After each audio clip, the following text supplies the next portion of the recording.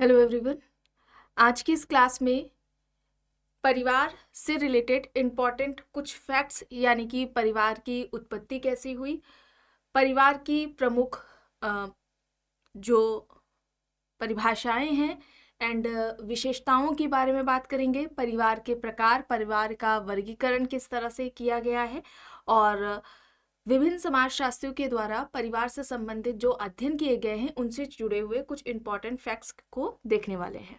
तो ये बहुत ही इंपॉर्टेंट क्लास रहने वाली है आपकी समाजशास्त्र से संबंधित सभी परीक्षाओं के लिए। आप सभी इस क्लास को ज़्यादा से ज़्यादा लोगों के साथ शेयर जरूर कर दीजिए।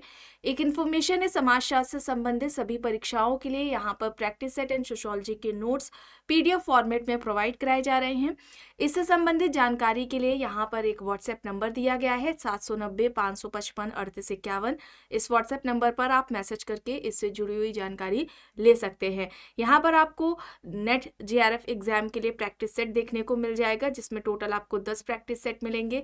GIC एग्जाम के लिए यहाँ पर आपको समाजशास्त्र का प्रैक्टिस सेट मिल जाएगा, GS का भी प्रैक्टिस सेट मिल जाएगा एंड कॉम्बो ऑफर में GS और समाजशास्त्र का प्रैक्टिस सेट मिल जाएगा, जिसमें आपको कुछ छूट देखने को मिलेगी। बिहार शिक्षक भर्ती के लिए बिहार PGT और साथ में ही UP PGT का प्रैक्टिस सेट भी यहाँ पर आपको मिल जाएगा। MP असिस्टेंट प्रोफेसर का प्रैक्टिस सेट एंड इसके अलावा राजस्थान असिस्टेंट प्रोफेसर का प्रैक्टिस सेट यहाँ पर आपको उसके लिए आपका जो GK का है, समाजशास्त्र का प्रैक्टिस सेट है, ये सभी आपको देखने को मिल जाएगा। और अब बात की जाए अगर समाजशास्त्र के नोट्स की, तो ये नोट्स सभी परीक्षाओं को ध्यान में रखकर तैयार किए गए हैं। सभी परीक्षाओं के लिए ये हैं, आप इन्हें ले सकते हैं। और अभी जल्दी थिंकर्स से रिलेटेड भी नोट्स तैयार किए गए हैं, ये भी आप ले सकते हैं। ठीक है, चूंकि आपका ये जो थिंकर्स वाला है टॉपिक, ठीक है, एंड ये जो इम्पॉर्टेंट कॉन्सेप्ट्स है ये आपके समाजशास्त्र से संबंधित सभी परीक्षाओं में पूछे जाते हैं। ठीक है, कुछ अंतर होता है सिलेबस में। ठीक है, आप चाहे नेट का एग्जाम आप सिलेबस देख लें या असिस्टेंट प्रोफेसर PGT का देख लें, तो आप देखेंगे उसमें बस थोड़ा ही अंतर होता है कुछ टॉपिक से रिलेटेड, बाकी आपका सब सेम होता है। तो ये कुछ बेसिक कॉन्सेप्ट से रिलेटेड है, ठीक है, इनके नोट्स हैं एंड ये थिंकर्स आपको हर परीक्षाओं में देखने को मिलेंगे सिलेबस में। तो ये तैयार किए गए। आप लोग बहुत से बच्चे कह रहे थे थिंकर्स से रिलेटेड नोट्स लाने को, तो ये नोट्स आ चुके हैं। कौन कौन से समाजशास्त्र इसमें शामिल है या अन्य किसी भी तरह की कोई अगर जानकारी चाहते हैं तो ये यहाँ पर व्हाट्सएप नंबर दिया गया है 790-555-3851। इस पर आप मैसेज करके पूरी जानकारी ले सकते हैं। चलिए शुरू करते हैं। यहाँ पर देखिए, परिवार का अगर हम अर्थ की बात करें तो फैमिली शब्द का उद्गम, फैमिली शब्द की उत्पत्ति लैटिन शब्द फैमुलस से हुआ है। ये बेसिक सा कॉन्सेप्ट है, बेसिक सा प्रश्न है। ठीक है, इस तरह से भी अक्सर एग्जाम्स में पूछ लिया जाता है कि फैमिली शब्द का जो उद्भव हुआ है वो किस भाषा के शब्द से हुआ है। तो लैटिन शब्द के फैमुलस से हुआ है, इसे आप याद रखेंगे, जिसका अर्थ होता है एक ऐसा समूह जिसमें माता पिता और उनके जो बच्चे हैं और साथ में जो नौकर होते हैं वे साथ में रहते हैं। ठीक है, तो फैमिली शब्द का उद्भव लैटिन भाषा के शब्द फैमुलस से हुआ है, इसे आप याद रखेंगे। अगर हम जैविकी दृष्टि से देखें तो परिवार एक ऐसा समूह है जिसमें स्त्री पुरुष को यौन संबंध और संतानोत्पत्ति की समाज के द्वारा स्वीकृति प्राप्त होती है। तो ऐसे परिवार के ऐसे समूह को हम क्या कहेंगे? परिवार कहेंगे। ठीक है, इसे आप याद रखेंगे। ये यहाँ पर कुछ एक सेकेंड,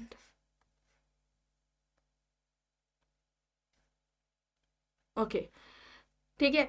परिवार की अगर हम बात करें तो परिवार क्या है, जैसा कि आप सभी जानते हैं, GP मर्डॉक ने परिवार को क्या कहा था?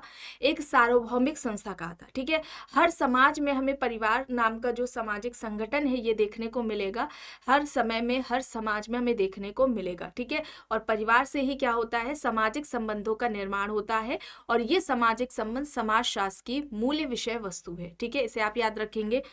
परिवार को समाजशास्त्र की विषय वस्तु किसने कहा था? अगस्त कॉम्ट ने बताया था। इसे भी आप याद रखेंगे, इंपॉर्टेंट है, पूछा जा सकता है।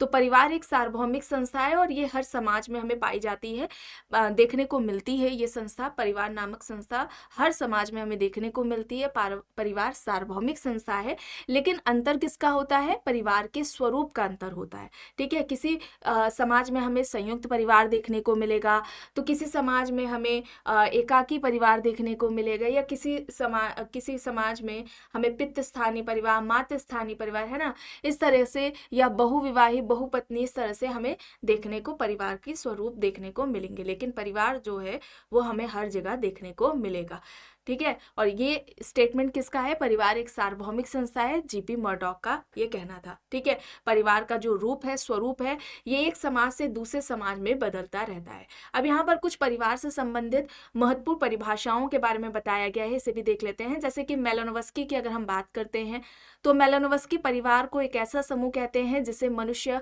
पशु अवस्था से अपने साथ लेकर आया था, ठीक है। ये परिभाषाएं एग्जाम्स में आपकी पूछी जा चुकी हैं कि किसने कहा कि परिवार एक ऐसा समूह है जिसे मनुष्य पशु अवस्था से अपने साथ लेकर आया है, तो याद रखेंगे मेलानोव्स्की के द्वारा ये बात कही गई है। एलियट एंड मैरल का कहना है कि परिवार पति पत्नी एवं बच्चों से निर्मित एक जैविक सामाजिक इकाई है। परिवार को एक जैविक सामाजिक इकाई किसने कहा? तो एलियट एंड मैरल के द्वारा ये बात कही गई है, इसे आप याद रखेंगे। आगे यहाँ पर देखिए मैकेवर एंड पेज के बारे में बात करें तो मैकेवर एंड पेज कहते हैं कि परिवार पर्याप्त निश्चित एवं स्थायी यौन संबंधों के द्वारा परिभाषित एक ऐसा समूह है जो कि बच्चों के जनन एवं उनके पालन पोषण की व्यवस्था करता है, ठीक है। तो इनकी देख लीजिएगा, ये इंपॉर्टेंट है। जितने इंपॉर्टेंट परिभाषाएं हैं केवल उनको ही यहाँ पर आपको बताया जा रहा है। चलिए अब यहाँ पर देखिए बर्गेसन लॉ क्या कहते हैं कि बर्गेसन लॉ का कहना है कि जो परिवार है वो व्यक्तियों का एक ऐसा समूह होता है जो कि विवाह, रक्त या फिर गोद के संबंधों पर आधारित है, जो एक गृहस्थी का निर्माण करता है और जिसके अंतर्गत परिवार के सदस्य यानी पति पत्नी, माता पिता, भाई बहन विभिन्न भूमिकाओं को निभाते हुए एक दूसरे से अंतरक्रिया करते हैं और एक दूसरे से विचारों व भावनाओं का आदान प्रदान करते हैं और एक संस्कृति का निर्माण करते हैं, ठीक है। तो इन्होंने कल्चर को भी जोड़ लिया, ठीक है। ये याद रखेंगे, परिवार एक ऐसा समूह है जो कि विवाह, रक्त अथवा गोद के संबंधों पर आधारित होता है, एक गृहस्थी का निर्माण करते हैं और परिवार के सदस्य जिसमें पति पत्नी, माता पिता, भाई बहन ये सभी रहते हैं, ये विभिन्न भूमिकाओं का निर्वहन करते हैं, भूमिका निभाते हैं, अंतरक्रिया करते हैं और विचारों भावनाओं का आदान प्रदान करते हुए एक कल्चर, एक संस्कृति का निर्माण करते हैं। तो संस्कृति के आधार पर इस तरह से जो परिभाषा दी है परिवार की, वो किसने दी है? बर्गेसन लॉ ने दी है। चलिए अब यहाँ पर देखिए किंग्सले डेविस का क्या कहना है कि परिवार व्यक्तियों का एक ऐसा समूह है जो रक्त के आधार पर एक दूसरे से संबंधित है और ये परस्पर नातेदार है, ठीक है। तो परिवार कैसा है? व्यक्तियों का ऐसा समूह जो रक्त के आधार पर एक दूसरे से संबंधित है और परस्पर ये नातेदार है।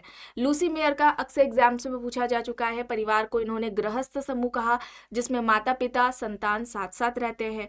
निमकॉफ का कहना है कि परिवार पति पत्नी, बच्चों सहित या उनके बिना या फिर स्त्री का अकेले का बच्चों सहित कम या अधिक स्तर समिति है। तो इसे आप याद रखेंगे, ठीक है। ये किसका कहना है? निमकॉफ का कहना है। और यहाँ पर अगर हम कुछ परिवार से, फैमिली से रिलेटेड अगर हम विशेषताओं के बारे में बात करें, ठीक है, तो अक्सर एग्जाम्स में पॉइंट्स में दे दिया जाता है कि परिवार से संबंधित विशेषताएं कौन सी है या कौन सा सही तरीके से परिवार को परिभाषित कर रहा है, इस तरह से भी पूछ लिया जाता है। तो देखिए यहाँ पर सार्वभौमिकता की बात करें तो वही है, परिवार एक क्या है? एक सार्वभौमिक संस्था है। विश्व में ऐसा कोई भी समाज नहीं है जहाँ पर परिवार नाम की संस्था हमें देखने को ना मिलती हो, ठीक है। तो ये एक सार्वभौमिकता है। भावनात्मक आधार पर देखिए तो परिवार में जो सदस्य होते हैं, जो रह रहे होते हैं, वे एक दूसरे से भावनात्मक रूप से जुड़े होते हैं, जिनमें हमें देखने को मिलेगा प्रेम, घृणा, है ना, सुख दुख में हमारे साथ रहते हैं। तो ये भावनात्मक आधार इसका ये हो जाएगा। सीमित आकार की अगर हम बात करें तो मूल रूप में परिवार में पति पत्नी और उनके अविवाहित बच्चे रहते हैं। आधुनिक समय में परिवार का ये जो आकार है और भी छोटा हो गया, जैसे कि सिंगल मदर फादर देखने को मिलता है, तो ये सीमित आकार हो जाएगा, ठीक है। न्यूक्लियर फैमिली के बारे में बात हो रही है। जो ज्वाइंट फैमिली होती है तो उसमें ज़्यादा लोग रहते हैं, ठीक है, चाचा ताऊ वगैरह सब रहते हैं। अब सामाजिक नियम की अगर हम बात करें तो परिवार सामाजिक प्रतिमान एवं मानदंडों के अनुसार कार्य करता है। समाजीकरण के माध्यम से परिवार के सदस्य सामाजिक रीति रिवाज, मानदंडों को सीखते हैं, ठीक है। और धार्मिक संस्कार, विवाह संबंधी नियम, सभी सामाजिक नियम के ये सभी क्या है? उदाहरण है, ठीक है। समाजीकरण के माध्यम से परिवार के जो सदस्य होते हैं, मेंबर्स होते हैं, ये हमारे जो रीति रिवाज है, मानदंड है, इनको क्या करते हैं? सीखते हैं, ठीक है।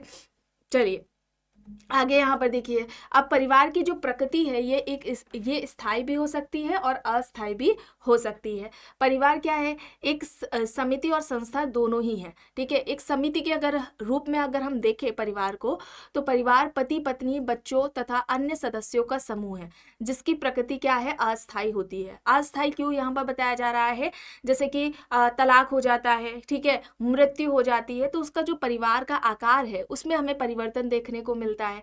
लेकिन अगर हम परिवार को अगर हम एक संस्था के रूप में देखें, तो परिवार नियमों कार्य प्रणाली की संस्था भी है, और इस दृष्टि से परिवार क्या है, एक स्थायी प्रकृति है, ठीक है।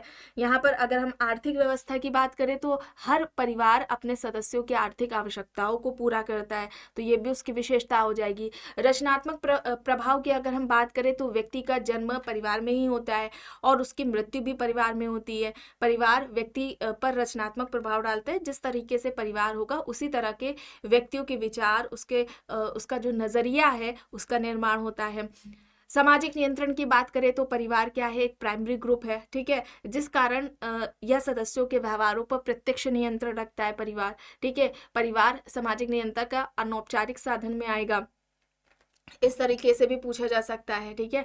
चलिए अब यहाँ पर देखिए, सामाजिक संरचना में केंद्रीय स्थिति क्या है परिवार की, तो परिवार क्या है, सामाजिक केंद्र बिंदु है, जिसके आधार पर समाज की अन्य समस्त इकाइयों व सामाजिक संबंधों का निर्माण होता है, और परिवार के बिना हम समाज की कल्पना भी नहीं कर सकते। परिवार सामाजिक संबंधों का निर्माण करता है, ठीक है। परिवार को समाजशास्त्र की विषय वस्तु किसने कहा था, अगस्त कॉम्टे ने कहा था। एक समान निवास होता है जिसमें सब साथ रह रहे होते हैं। अब यहाँ पर परिवार की उत्पत्ति अगर हम सिद्धांत की बात करें, मोस्ट इंपॉर्टेंट है, ठीक है। अक्सर सिद्धांत पूछा जाता है, किसके द्वारा कौन सा सिद्धांत दिया गया है परिवार की उत्पत्ति का। तो यहाँ पर सबसे पहले हम लोग बात करने वाले हैं यौन साम्यवाद का सिद्धांत, ठीक है। यौन साम्यवाद का सिद्धांत है, इससे कौन कौन जुड़े हुए हैं, मॉर्गन, फ्रेजर, ब्रिफॉल, ल्यूबेक है, ठीक है। इन सभी विद्वानों का मानना था कि समाज के विकास की अवस्था से पहले पहले परिवार नाम की संस्था नहीं थी, ठीक है। समाज, परिवार, विवाह, इस तरह की कोई भी संस्था नहीं थी, ठीक है। अब याद रखेंगे, यौन साम्यवाद का जो सिद्धांत है उसमें कौन कौन है, मॉर्गन है, फ्रेजर, ब्रिफॉल, ल्यूबेक है। लेकिन महत्वपूर्ण किसका है, मॉर्गन का माना जाता है। इनसे संबंधित इनका सिद्धांत भी एग्जाम्स में पूछा गया है। अगर हम जनजाति व्यवस्था या अगर हम आदिम व्यवस्था में बात करें, तो पशुओं की तरह लैंगिक अभेदता वाली, आपस में बिना किसी प्रकार के दृढ़ वैवाहिक संबंधों वाली ये व्यवस्था देखने को मिलती थी। इस समय में ये वह समय था, ठीक है, इस समाज में ना तो परिवार नाम की कोई संस्था थी और ना ही विवाह नाम की कोई संस्था थी।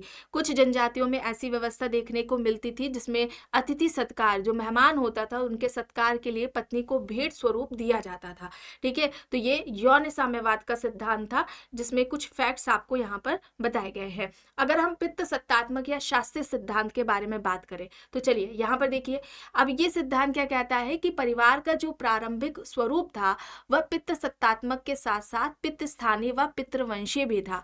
कुछ यूनानी दार्शनिक, जिसमें कि प्लेटो, अरस्तु है, जिनका कहना था कि सबसे पहले पित्त सत्तात्मक परिवार ही विकसित हुए थे।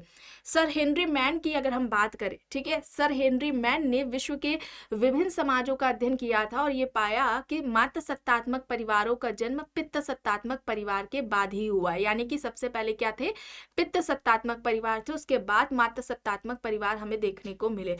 और इन्होंने, सर हेनरी मैन ने अपनी पुस्तक एंशिएंट लॉ में, जो कि आती है 1861 में, उसमें यह वर्णन दिया है पित्त सत्तात्मक परिवार की उत्पत्ति का, पित्त सत्तात्मक सिद्धांत की इन्होंने बात की है, ठीक है। हेनरी मैन कहते हैं कि पुरुष स्त्री से अधिक शक्तिशाली होते हैं और उनमें ईर्ष्या की जो मौलिक हम कह सकते हैं विचारधारा होती है वो पाई जाती है जन्म से ही। वे स्त्री को अपने वश में रखना चाहते हैं, कंट्रोल में रखना चाहते हैं। पुरुषों की जो प्रमुखता है, उनकी शक्ति के कारण समाज में सबसे पहले पित्त सत्तात्मक परिवार का विकास हुआ है, ठीक है। उनकी इसी शक्ति के कारण वो अपने जो स्त्रियां होती थी, महिलाएं होती थी, उनको अपने कंट्रोल में रखना चाहते थे। ईर्ष्या की भावना पाई जाती थी उनमें, ठीक है। इन बातों को आप ध्यान में रखेंगे। एशियन लॉ है, 1861 में बुक आती है हेनरी मैन की, ठीक है। पित्त सत्तात्मक या जो शास्त्रीय सिद्धांत है, ठीक है, वो किसके द्वारा दिया गया है? हेनरी मैन के द्वारा दिया गया है। चलिए अब यहाँ पर देखिए मातृसत्तात्मक सिद्धांत। अब मातृसत्तात्मक सिद्धांत ब्रिफॉल, टाइलर, बैकोफेन इससे जुड़े हुए हैं, प्रमुख इसके समर्थक हैं। ठीक है, अब परिवार की उत्पत्ति का मातृसत्तात्मक सिद्धांत क्या कहते हैं? इसमें ब्रिफॉल ने कहा, ब्रिफॉल का ही ये मुख्य रूप से माना जाता है, अन्य इसके समर्थक में आते हैं।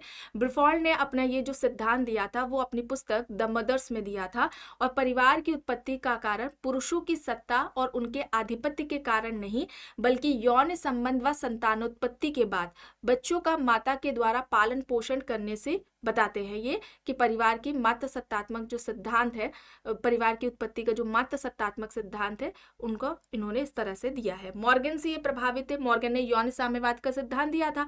ठीक है, उनसे प्रभावित होकर ब्रिफॉल्ड ये कहते हैं कि परिवार की उत्पत्ति का एक अन्य संस्था मातृ अधिकार यानी कि मातृसत्तात्मक से उन्होंने माना। परिवार के अन्य रूप पितृ सत्तात्मक और एक विवाही परिवार को ये बाद में मानते हैं। पहले कहते हैं कि मातृसत्तात्मक परिवार था। ठीक है, बैकोफेन का कहना था, ये परिभाषाएं हैं देखिए, मानवता आदिम काल में वर्ण संकर यानी यौन स्वच्छंदता की अवस्था में थी और परिवार का सबसे पहले रूप मात्रक था यानी मातृसत्तात्मक था। और इनकी इस बात का समर्थन किसने किया था? टाइलर ने भी किया था। ठीक है, उद्विकासी सिद्धांत में बैकोफेन, मॉर्गन, मैक्लेलन, लुबॉक, टाइलर भी आते हैं। बैकोफेन की अगर हम बात करें तो उद्विकासी जो परिवार की उत्पत्ति से संबंधित उद्विकासी सिद्धांत है, बैकोफेन ने अपनी पुस्तक myth, religion and mother's right में दिया था, जिसका समर्थन मॉर्गन ने भी किया है। ठीक है, बैकोफेन का जो सिद्धांत था उसका समर्थन मॉर्गन के द्वारा भी किया गया था, और इनके अनुसार परिवार का जन्म विकास की विभिन्न अवस्थाओं के परिणाम स्वरूप हुआ है, जिसे स्पेंसर, टाइलर आदि विद्वानों ने स्वीकार किया है। ठीक है, चलिए अब यहाँ पर देखिए, बैकोफेन ने परिवार के उद्विकासी क्रम में 4 प्रकार बताए थे, और यहाँ पर अभी हम लोग मॉर्गन की भी बात करेंगे। ठीक है, बैकोफेन ने जो उद्विकासी सिद्धांत दिया था किस पुस्तक में दिया था? इंपॉर्टेंट है, myth, religion and mother's right में। ठीक है, अब उद्विकासी जो क्रम के आधार पर जो 4 तरह के परिवार की बात की, पहला इन्होंने बताया परिवार की कामाचार की स्थिति, यानी कि जो कि परिवार की प्रारंभिक अवस्था थी, इसमें यौन साम्यवाद की स्थिति थी, बच्चे पिता से नहीं अपितु माता से अधिक संबंध रखते थे। दूसरा है बहुपति विवाही परिवार। ठीक है, बहुपति विवाही परिवार की बात करें तो कन्या वध की प्रथा के कारण लड़कियों की संख्या कम हो जाने से होती है। ठीक है, जिस वजह से बहुपति प्रथा का जन्म हुआ। अच्छा, बहुपति विवाह किस जनजाति में देखने को मिलता है ये आपको कमेंट बॉक्स में बताना है, कई बार आपको बताया गया है। ठीक है, अब तीसरा इन्होंने बताया बहुपत्नी विवाही परिवार। तो बहुपति प्रथा के विपरीत बहुपत्नी प्रथा विकसित हुई क्योंकि शिकारी व पशुपालन अवस्था के बाद समाज कृषि अवस्था में आया, तो लोगों की ज्यादा जरूरतें होने की वजह से कन्यावध बंद हो गया, जिससे स्त्रियों की संख्या अधिक हो गई और बहुपत्नी प्रथा का विकास हुआ। चौथा इन्होंने प्रकार बताया एक विवाही परिवार का। परिवार की विकसित अवस्था में बहुपति और बहुपत्नी प्रथा के स्थान पर एक विवाही प्रथा का प्रचलन हुआ था। मॉर्गन की अगर हम बात करें, मोस्ट इंपॉर्टेंट मॉर्गन का है। ठीक है, बैकोफेन ने 4 प्रथाएं थे। परिवार की जो प्रारंभिक अवस्था थी वो कामाचार की थी, दूसरी बहुपति, तीसरी बहुपत्नी और चौथा एक विवाही परिवार था। मॉर्गन की अगर हम बात करते हैं तो इन्होंने 1870 में वर्गात्मक संबंध व्यवस्था के आधार पर परिवार के उद्विकासी क्रम में 5 प्रकार बताए थे। ठीक है, कितने बताए थे? 5 प्रकार बताए थे। आपको ये MCQs जब कराए गए हैं, उनसे रिलेटेड जब क्लासेस हुई हैं तो आपने ये देखा भी है। ठीक है, आपने प्रैक्टिस सेट भी सॉल्व किए होंगे, PYQ भी किसी परीक्षा के देखे होंगे, तो उनके ये जो क्रम में लगाने को आता है वो आता है। सबसे पहले इन्होंने समरक्त परिवार की बात की थी। ठीक है, इस अवस्था में रक्त संबंधियों के मध्य विवाह का अधिकार था, अर्थात सांस्कृतिक भाई बहन आदि में भी विवाह हो सकते थे। दूसरा इन्होंने समूह विवाही परिवार बताया। तो कई पुरुषों का विवाह कई स्त्रियों से होता था। यह आवश्यक नहीं था कि ये जो स्त्री और पुरुष है वो आपस में संबंधी हो, परंतु व्यवहारिक रूप में सभी आपस में भाई तथा स्त्री, सभी जो स्त्रियां होती थी वह आपस में बहनें या फिर अन्य कोई संबंधी हो सकती थी। ठीक है, तीसरे परिवार की अगर हम बात करें यहाँ पर, तो यहाँ पर तीसरा है युगल परिवार। युगल परिवार की अगर हम बात करें तो इस अवस्था में एक स्त्री का एक पुरुष के साथ विवाह होता था, पर परिवार की सभी स्त्रियों के साथ यौन संबंध रखने का उसके पास क्या था? अधिकार था। चौथा था पितृसत्तात्मक परिवार। परिवार में पुरुष की प्रभुता होती थी, कई पत्नियों के साथ विवाह कर सकता था और इसलिए यह परिवार बहुपत्नी विवाही हो सकता था।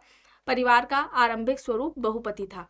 एक विवाही परिवार की हम बात करें तो विवाह के विकास के अंतिम अवस्था जिसमें एक पुरुष का एक स्त्री के साथ विवाह होता था और यह विवाह का आधुनिक स्वरूप है। ठीक है, इसे आप याद रखेंगे। तो सबसे पहले इन्होंने समरक्त परिवार की बात की, दूसरे नंबर पे इन्होंने समूह विवाही परिवार, तीसरा युगल परिवार, फिर पितृसत्तात्मक और एक विवाही परिवार बताया है। मॉर्गन ने 5 बताए हैं, बैकोफेन ने 4 बताए थे। ठीक है, चलिए अब यहाँ पर देखिए, एक विवाही सिद्धांत परिवार की उत्पत्ति से संबंधित किसने दिया था? वेस्टरमार्क ने दिया था।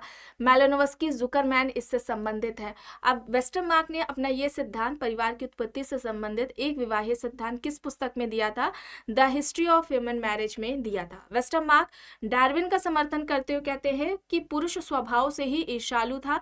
ठीक है, वह स्त्री पर संपत्ति की तरह ही एक अधिकार चाहता था। इस एकाधिकार को जब समाज के द्वारा स्वीकृति मिल गई तब ये वेस्टरमार्क कहते हैं एक विवाही प्रथा का जन्म हुआ था। और इनके इस सिद्धांत का समर्थक जुकरमैन और मैलिनोवस्की ने भी किया था। ठीक है, मैलिनोवस्की कहते हैं कि जो व्यक्ति है वह पशु अवस्था से परिवार को अपने साथ लेकर आया था। ठीक है, और इन्होंने कहा जो परिवार, या इस तरह से अगर कुछ पूछा स्टेटमेंट हम दूसरी तरीके से पढ़ ले कि जो मनुष्य है वह पशु अवस्था से परिवार को अपने साथ लेकर आया था और ये जो परिवार का स्वरूप था वो कैसा था? एक विवाही परिवार था। ठीक है, तो मैलिनोवस्की ने इस तरह से इन्होंने इसकी बात की। अब यहाँ पर अगर हम परिवार के कुछ प्रकार की बात करें, जैसे कि आप सभी जानते हैं मर्डॉक ने 250 समाजों पर अध्ययन किया था और परिवार को सार्वभौमिक संस्था कहा था।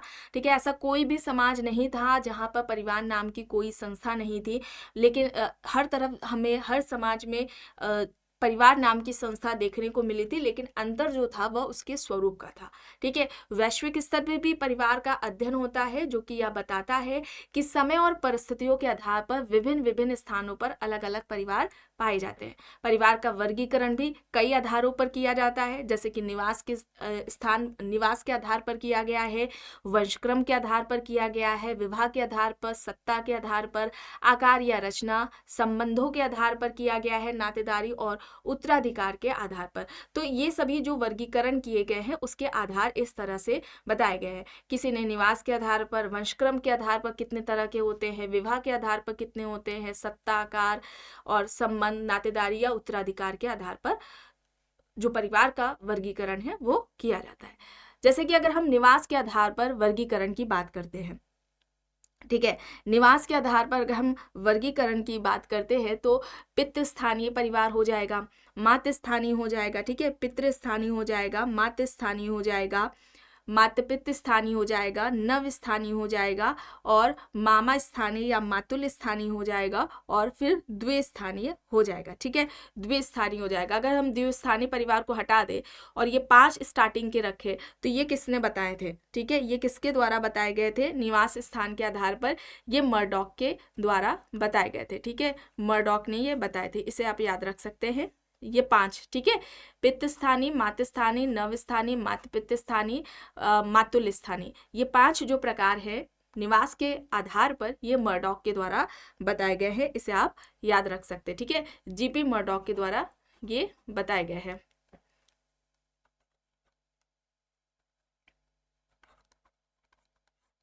ठीक है, चलिए अब देखिए, वंशक्रम के आधार पर परिवार का वर्गीकरण 3 तरह से हो सकता है, पितृवंशीय, मातृवंशीय, द्विवंशीय परिवार।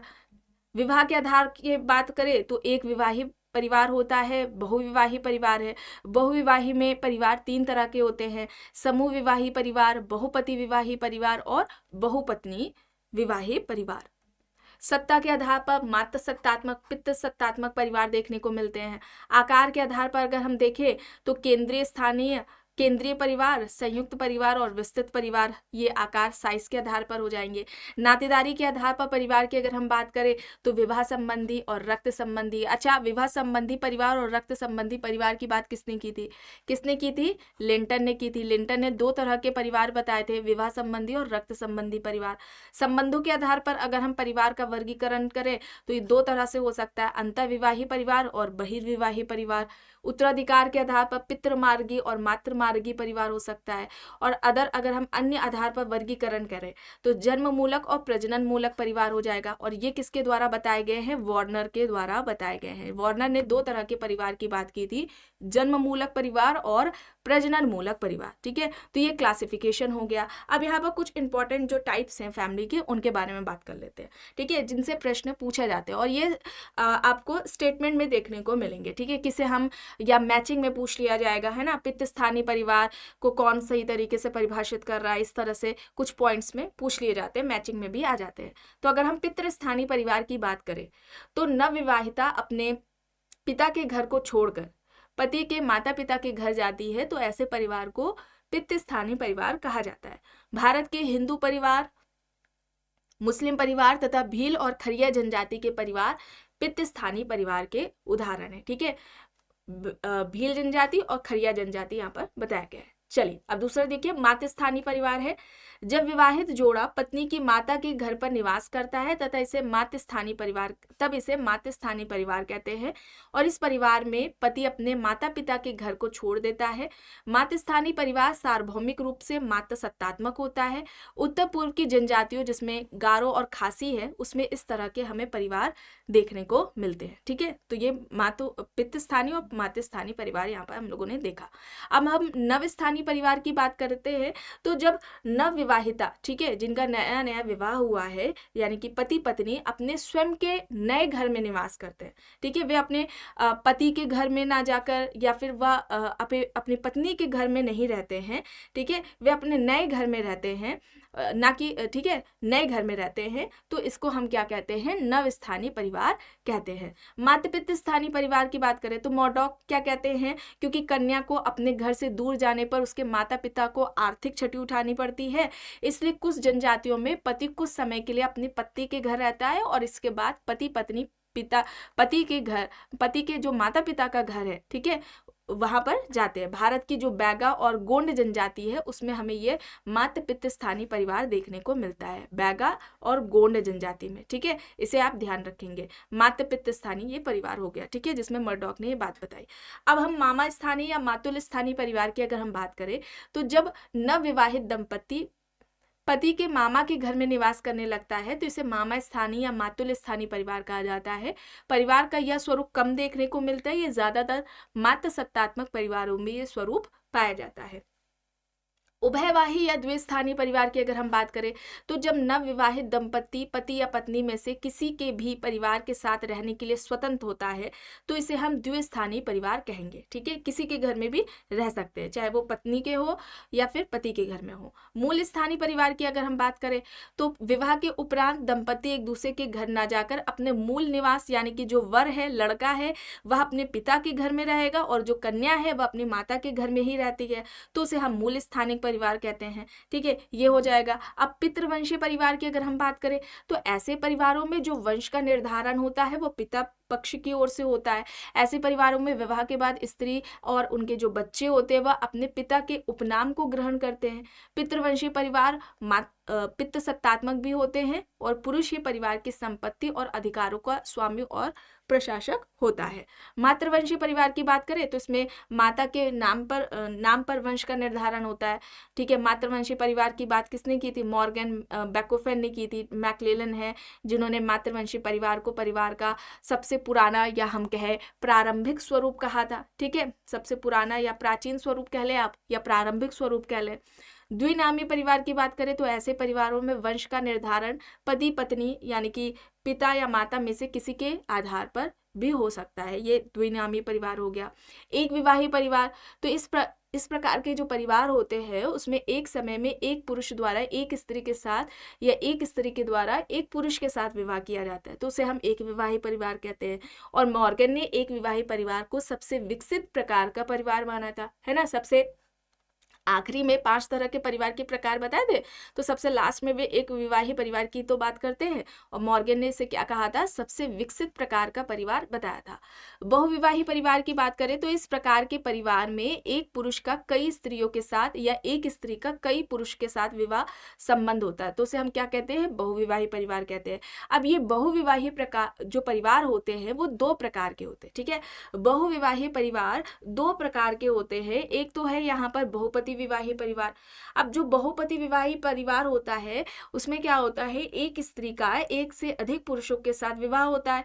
बहुपति जो परिवार जो विवाह है, ठीक है, बहुपति विवाह हमें किस किस जनजातियों में देखने को मिलता है, तियान जनजाति, टोडा है, कोटा है, खस है, नायर जनजाति है, जिसमें हमें बहुपति विवाह देखने को मिलता है। अब बहुपति विवाह के भी 2 प्रकार होते हैं, एक तो होता है भ्रातक बहुपति विवाहित परिवार और दूसरा होता है अभ्रातक बहुपति विवाहित परिवार।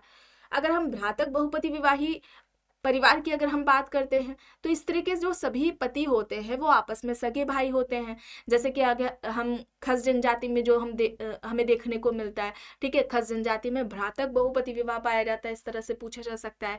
अभ्रातक बहुपति विवाह की अगर हम बात करें तो स्त्री के सभी पति आपस में सगे भाई नहीं होते, ये पति आपस में संबंधी हो सकते हैं, ठीक है। नायर जनजाति है, टोडा जनजाति है, उसमें भी ये हमें देखने को मिलता है। टोडा जनजाति में तो दोनों प्रकार के बहुपति विवाह ही पाए जाते हैं, यानी कि भ्रातक और अभ्रातक बहुपति विवाह देखने को मिलता है, लेकिन जो ज्यादा प्रचलन है वह अभ्रातक बहुपति विवाह का है, ठीक है। टोडा जनजाति में दोनों यानी कि बहुपति विवाह और जो भ्रातक बहुपति विवाह है और जो अभ्रातक बहुपति विवाह, ये दोनों ही देखने को मिलते हैं, लेकिन जो अभ्रातक बहुपति विवाह है वो ज्यादा देखने को मिलता है टोडा जनजाति में। दूसरा जो प्रकार है वो बहुपत्नी विवाही प्रकार है, बहुपत्नी विवाहित परिवार है।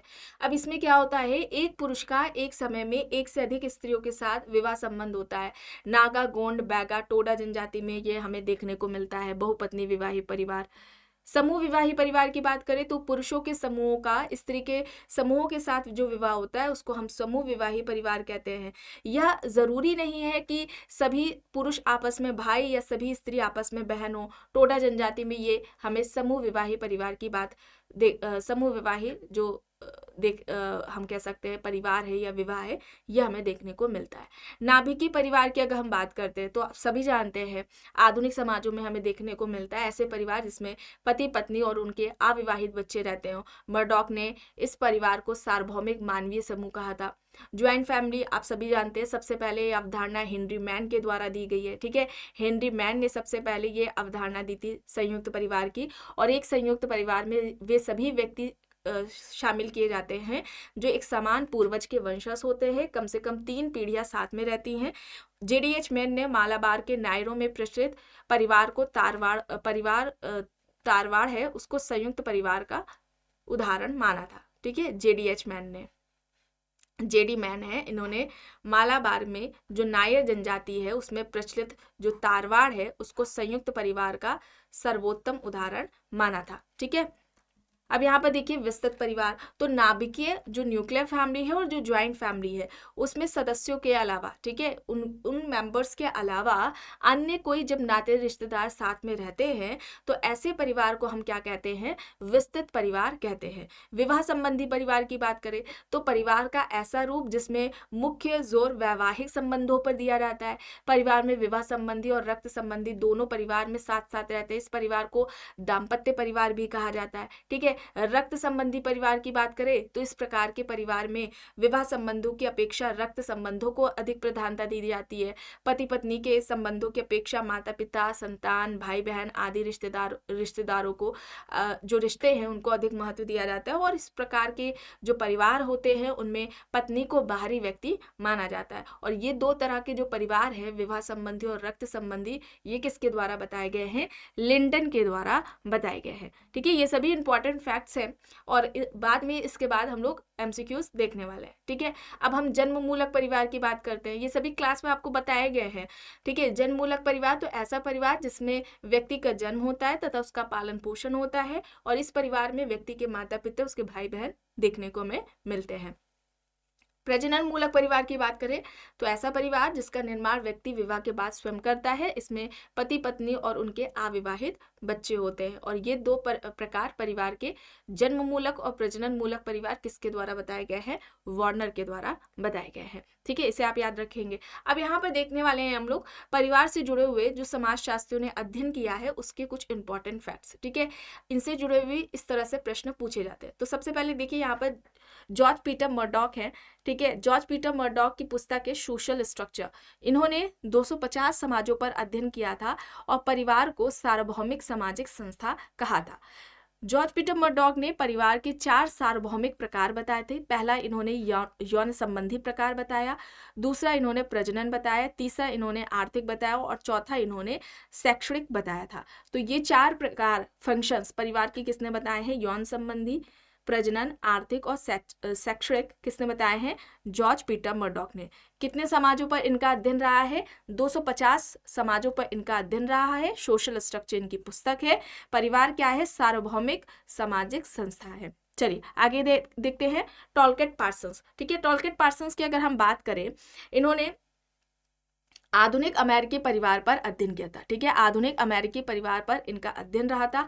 उससे संबंधित जो भी इन्होंने निष्कर्ष दिया था वह अपनी पुस्तक man and civilization the family search for survival में दिया था। इंपॉर्टेंट बुक है, याद रखेंगे। कहाँ पर अध्ययन रहा है पार्सन्स का? अमेरिकी परिवार पर। पार्सन्स ने अमेरिकी परिवार के 2 मूलभूत प्रकार बताए थे। ठीक है, जो अन्य समाजों पर लागू किए जा सकते। ये 2 प्रकार कौन से हैं परिवार के? पहला इन्होंने बच्चों का प्राथमिक समाजीकरण बताया। ठीक है, जो सोशलाइजेशन होता है ना, बच्चों का जो प्राथमिक समाजीकरण होता है वो परिवार में होता है। दूसरा इन्होंने वयस्क व्यक्तियों का स्थिरीकरण बताया था। ठीक है, पार्सन्स ने परिवार को क्या कहा था? फैक्ट्री कहा था। इंपॉर्टेंट है, इसे आप याद रखेंगे। परिवार क्या है? एक फैक्ट्री है, एक कारखाना है जो मानवीय व्यक्तित्व को उत्पन्न करती है। परिवार एक फैक्ट्री है, कारखाना है जो मानवीय व्यक्तित्व को उत्पन्न करता है। इस तरह से स्टेटमेंट दिया जाए किसके द्वारा बात कही गई है? पार्सन्स के द्वारा कही गई है। और परिवार से संबंधित इनकी अवधारणा थी एक विलगित नाभिकी परिवार की। ठीक है, विलगित नाभिकी परिवार की अवधारणा थी। इन्होंने क्या बताया कि ऐसा जो परिवार होता है वो संरचनात्मक रूप से अलग होता है। ठीक है, नातेदारी व्यवस्था से वो जुड़ा हुआ नहीं होता है, या आत्मनिर्भर परिवार होता है। एडमंड लीच की अगर हम बात करें तो इनकी पुस्तक का रनवे वर्ल्ड है। लीच ने औद्योगिक समाज में, ठीक है, इंडस्ट्रियल सोसाइटी में परिवार का निराशावादी दृष्टिकोण से अध्ययन किया था। और एक इनका स्टेटमेंट भी आता है, नाभिकी परिवार अतिभारित विद्युत परिपथ बन गया है। ये आपके नेट के एग्जाम में ये पूछा जा चुका है। ठीक है, बुक इनके इंपॉर्टेंट है, से आप याद रखेंगे। आर.डी. लेक की बात करें तो the politics of the family इनकी पुस्तक है। The politics of the family किसकी है? आर.डी. लेक की पुस्तक है। परिवार को लेग ने क्या कहा? एक विध्वंसक एवं शोषणकारी संस्था माना। परिवार एक विध्वंसक और शोषणकारी संस्था है। लेग का कहना था, आर.डी. लेग का कहना था कि परिवार एक गैंगस्टर की तरह कार्य करता है जो प्रत्येक को दूसरों की हिंसा से सुरक्षा प्रदान करता है। परिवार एक गैंगस्टर है, इस तरह से स्टेटमेंट पूछा जा सकता है। या परिवार एक विध्वंसक और शोषणकारी संस्था है, ये किसका कहना है? आर.डी. लेक का कहना है। चलिए अब यहाँ पर देखिए डेविड ग्राम कूपर, मोस्ट इंपॉर्टेंट है। इनकी पुस्तक है the death of the family. The death of the family इनकी पुस्तक है डेविड ग्राम कूपर की। ये भी परिवार को क्या कहते हैं कि परिवार क्या है? एक निरर्थक संस्था है। ठीक है, जो कि स्वयं को और इसके सदस्यों, परिवार के जो मेंबर्स होते हैं उनको अपनी व्यक्तिगत पहचान बनाने से रोकता है। और इनका स्टेटमेंट काफ़ी ये परीक्षाओं में पूछा जा चुका है कि शोषणकारी परिवार एक शोषणकारी समाज का निर्माण करता है। ये तर्क किसका है? इस तरह से स्टेटमेंट देकर पूछा जाता है, इनका आता है ये प्रश्न। शोषणकारी परिवार शोषणकारी समाज का निर्माण करता है। ध्यान रखेंगे किसका कहना है? डेविड कूपर का कहना है। ये एक निरर्थक संस्था है। ये स्वयं को या जो परिवार के जो अन्य सदस्य होते हैं उनको अपनी व्यक्तिगत पहचान बनाने से या रोकता है। विलियम गुडे की बात करें तो इनकी पुस्तक है world revolution and the family. ठीक है, गुडे का क्या कहना था कि औद्योगिकीकरण ने, ठीक है, औद्योगिकीकरण ने विस्तृत परिवार और वृहद नातेदारी समूह को हानि पहुंचाई है। परिवार के अध्ययन में इन्होंने भूमिका सौदेबाजी की अवधारणा दी थी। ठीक है, भूमिका सौदेबाजी की अवधारणा इन्होंने दी थी और इसका इन्होंने प्रयोग किया था, जिसमें उन्होंने कहा था कि व्यक्ति अपने संबंधों से सर्वाधिक जितना संभव हो सके जो सौदेबाजी है वह करने का प्रयास करता है। वह अपने लाभ को ज्यादा से ज्यादा प्राप्त करने की कोशिश करता है। जिनका कॉन्सेप्ट था। पीटर लॉसलेट की बात करें तो house hold and family in the past, ये इनकी पुस्तक है। इन्होंने पूर्व औद्योगिक इंग्लैंड में परिवार के आकार और उसकी बनावट का अध्ययन किया था। ठीक है, पूर्व औद्योगिक इंग्लैंड में परिवार और उसके आकार और बनावट का अध्ययन किया था। इन्होंने कहा था कि औद्योगिकीकरण ने नाभिकीय परिवार को उत्पन्न नहीं किया। इंपॉर्टेंट है बात, यहाँ पर ध्यान रखेंगे। जो औद्योगिकीकरण हुआ था उसने नाभिकीय परिवार को जन्म नहीं दिया है, बल्कि जो नाभिकीय परिवार है, न्यूक्लियर फैमिली है, जिसमें माता पिता और उनके अविवाहित बच्चे रहते हैं, ऐसे परिवार यानी कि नाभिकीय या एकाकी परिवार ने औद्योगिकीकरण की प्रक्रिया को बढ़ाने में मदद किया है, सहयोग किया है। तो इस तरह का जो स्टेटमेंट अगर आता है कि औद्योगिकीकरण ने नाभिकीय परिवार को जन्म नहीं दिया, बल्कि औद्योगिकीकरण को नाभिकीय परिवार ने सहयोग किया है, इस तरह से कुछ स्टेटमेंट आए, किसका कहना है? पीटर लॉसलेट का कहना है। House hold and family in the past इनकी पुस्तक है, ये यहाँ पर इंपॉर्टेंट है। अब भारत में अगर हम ज्वाइंट फैमिली की बात करें, ठीक है, कुछ यहाँ पर है, अब इनका भी देख लेते हैं। ठीक है, थोड़ा सा बचा हुआ है, इसको भी देख लेते हैं, फिर इसके जो एमसीक्यूज होंगे उसे नेक्स्ट क्लास में हम लोग देखेंगे। ठीक है, अब अगर हम भारत के संदर्भ में संयुक्त परिवार की बात करें तो भारत में परिवार से तात्पर्य ही संयुक्त परिवार से लिया जाता है। ठीक है, और जिसमें अगर हम कहें 3 या फिर 3 से अधिक जो पीढ़ियाँ होती है वो एक साथ रहती हैं, एक ही जो रसोई होती है उसका भोजन करते हैं, समान गतिविधियों में ये भाग लेते हैं, उनकी समान संपत्ति होती है। मैक्स मूलन ने तो ये इंपॉर्टेंट है यहाँ पर, मैक्स मूलन ने संयुक्त परिवार को भारत की आदि परंपरा कहा था। ध्यान रखिएंगे आप, मैक्स मूलन ने संयुक्त परिवार को भारत की आदि परंपरा कहा था। भारत में परिवार से तात्पर्य संयुक्त परिवार से है। अब अगर हम संयुक्त परिवार की यहाँ पर परिभाषाओं की कुछ बात करें तो आईपी देसाई का क्या कहना था कि संयुक्त परिवार ऐसा परिवार होता है जिसमें 3 पीढ़ी या उससे अधिक पीढ़ी के सदस्य रहते हैं, जिसके जिसके जो सदस्य होते हैं, परिवार के जो सदस्य होते हैं, वे एक दूसरे से संपत्ति, आय और पारस्परिक अधिकारों और कर्तव्यों के द्वारा ये एक दूसरे से संबंधित होते हैं। तो इन्होंने आईपी देसाई ने ज्वाइंट फैमिली में 3 या उससे अधिक पीढ़ियों के मेंबर्स की बात की है, और ये जो सदस्य होते हैं वो एक दूसरे से संपत्ति, आय और जो अधिकार कर्तव्य है उससे संबंधित होते हैं। इसको की फैक्ट्स को आप याद रखेंगे। ठीक है, इरावती कार्वे की बात करें तो ये आपने कई बार ये जो इनकी परिभाषा है ये आपने जो पीवाईक्यू देखे होंगे, चाहे वो आपकी नेट की परीक्षा हो, जीआईसी, पीजीटी, असिस्टेंट प्रोफेसर हो, सभी में ये इनका अब तो ये कॉमन हो गया है। अब शायद मुश्किल ही ये पूछा जाए क्योंकि अब नए तरीके से प्रश्न आपको देखने को मिल रहे हैं।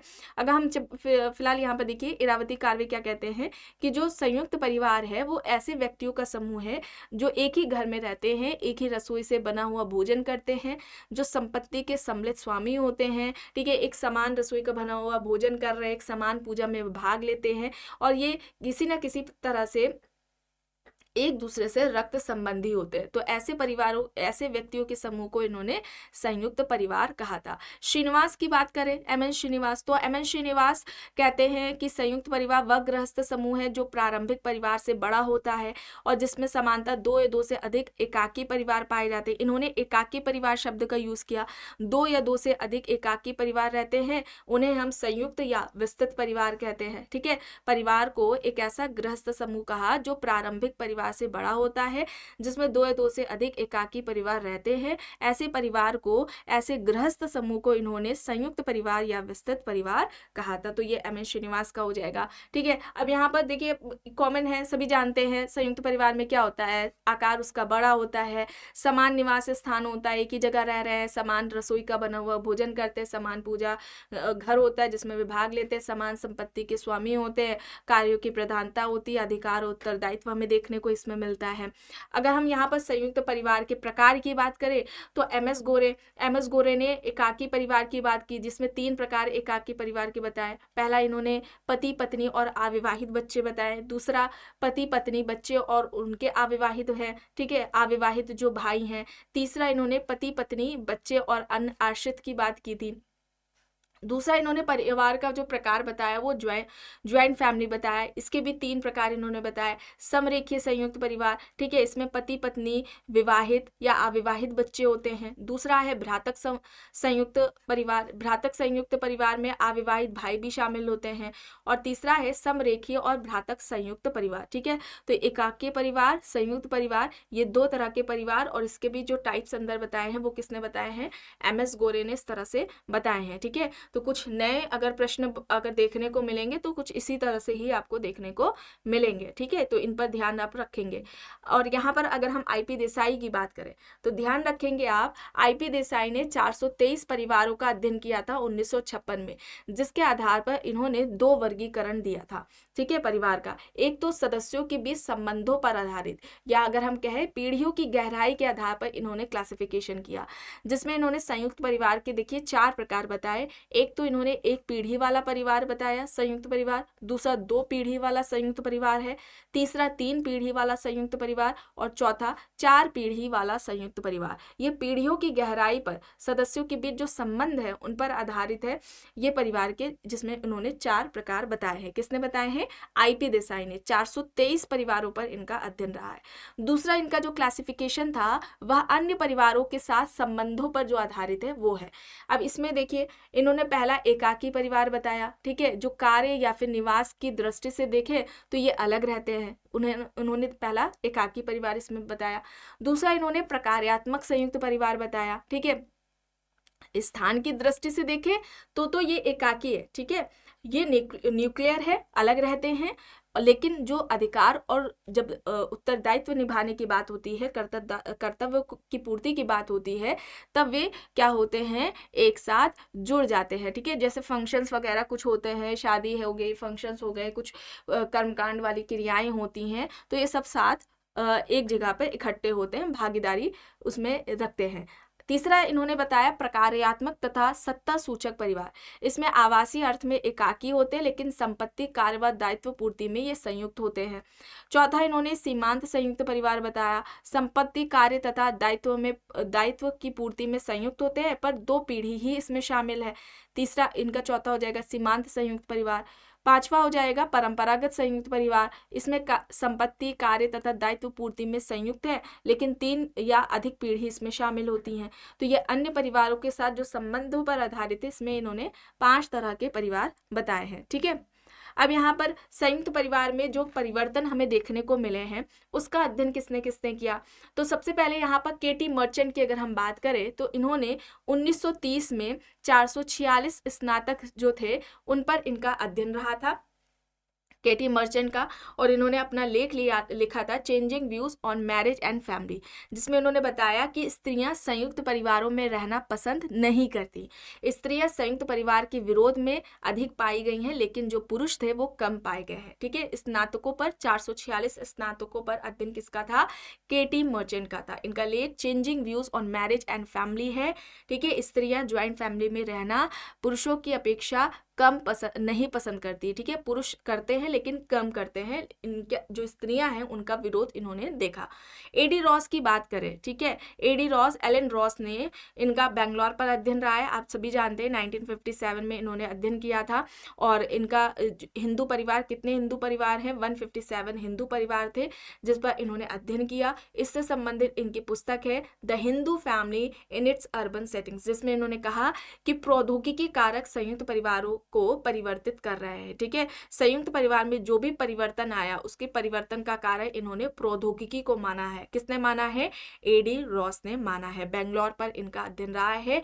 157 हिंदू परिवारों पर इन्होंने अध्ययन किया है, ठीक है। चलिए अब यहाँ पर IP देसाई की बात करें। IP देसाई ने गुजरात के महुआ पर अध्ययन किया था। कब अध्ययन किया था, 1955 में। कहाँ पर, गुजरात के महुआ पर। कितने परिवारों पर, 423 परिवारों पर अध्ययन किया था। और इससे संबंधित जो भी अध्ययन किया, जो भी उन्होंने निष्कर्ष रखे, वो अपनी पुस्तक some aspects of family in महुआ में दिया था। इन्होंने कहा था जो व्यक्तिवाद की भावना है वो बढ़ रही है, और जो संयुक्तता की जो भावना थी वो घट रही है, और जो नातेदारी संबंध है वो इन्हें कम देखने को मिले हैं, ठीक है। फील्ड वर्क से रिलेटेड MCQs इसी तरह से पूछे जाते हैं।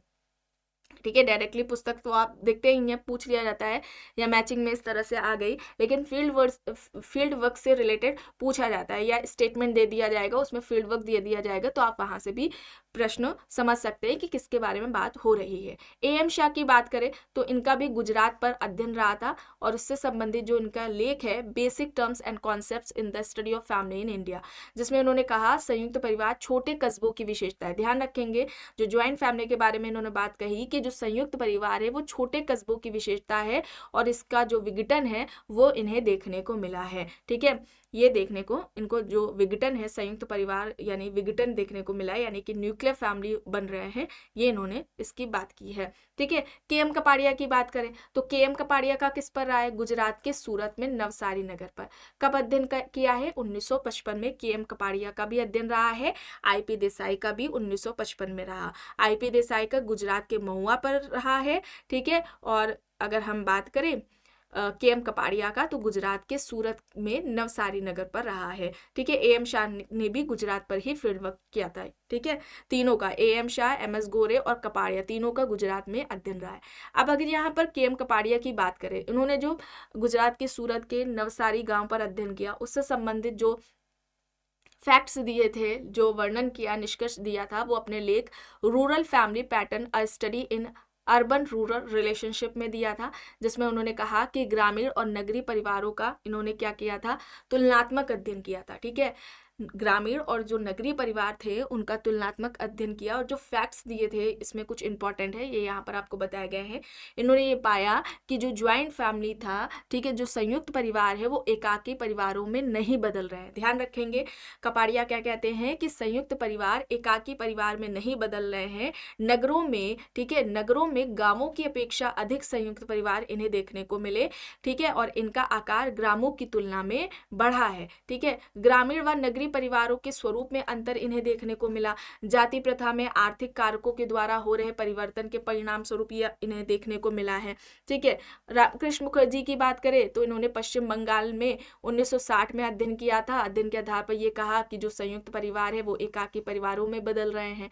MS गोरे ने 1960 में हरियाणा के 499 अग्रवाल परिवारों का अध्ययन किया था, जिसमें उन्होंने बताया कि लोगों का झुकाव संयुक्त परिवारों की ओर है, शिक्षा और नगरीय प्रभाव इसे प्रभावित कर रहे हैं। ठीक है, लोगों का जो झुकाव है जो वो ज्वाइंट फैमिली की ओर है, लेकिन जो शिक्षा है और जो नगरीय प्रभाव है वो संयुक्त परिवार को क्या कर रहे हैं? प्रभावित कर रहे हैं। ठीक है, तो ये कुछ इंपॉर्टेंट फैक्ट्स थे जो आपको यहाँ पर फैमिली से रिलेटेड बताए गए हैं। ये इस तरह से आपको स्टेटमेंट में कुछ बुक्स है इनसे रिलेटेड है या टाइप्स की अगर हम बात करें, इस तरह से एग्जाम्स में पूछे जाते हैं। ठीक है, MCQs जो हैं फैमिली से रिलेटेड वो आपको नेक्स्ट क्लास में कराई जाएगी। आई होप ये आपको क्लास आज की पसंद आई होगी। अगर पसंद आई है तो प्लीज़ लाइक करिएगा, कमेंट करके ज़रूर बताइएगा। चैनल पर अगर आप नए हैं तो चैनल को भी ज़रूर सब्सक्राइब कर लीजिएगा एंड इस वीडियो को जितना हो सके ज़्यादा से ज़्यादा लोगों के साथ शेयर भी ज़रूर करिएगा।